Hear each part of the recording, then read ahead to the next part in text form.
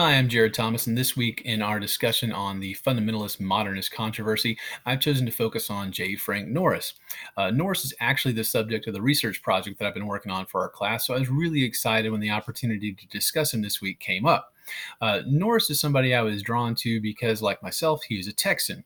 But the more I began to research him, I was really impressed with the exuberance that Norris displayed as he began to pursue the various causes that he championed throughout the years. In my research, I began to look at Norris as what I would call a fundamentalist. And the reason I say that is because Norris stuck to his guns so strongly in combating modernism wherever he thought it might have existed, that he really stood out among the fundamentalists of his day. One article that I really appreciated a really cool metaphor in was written by a man by the name of Samuel Tulloch. And in the article, he described Norris as being like a dragon slayer looking for dragons to slay. Now, in the article by Barry Hankins that we read this week, he discussed how one of those dragons that Norris tried to slay was in the form of Roman Catholicism, because we know that Norris saw Catholicism as being a threat to the American way of life.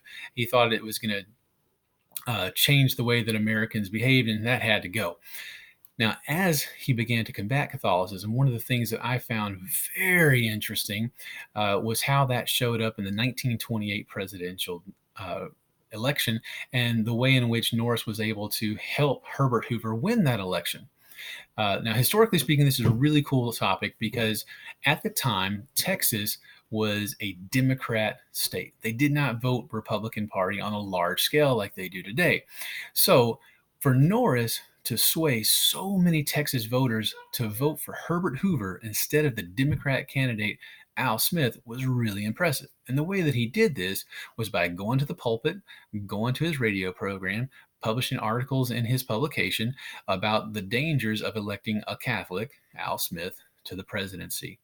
And I thought it was really impressive that Norris was able to hold so much influence over Texans and get them to vote Republican, which was unheard of since the time of Reconstruction, that he was able to help influence a presidential election.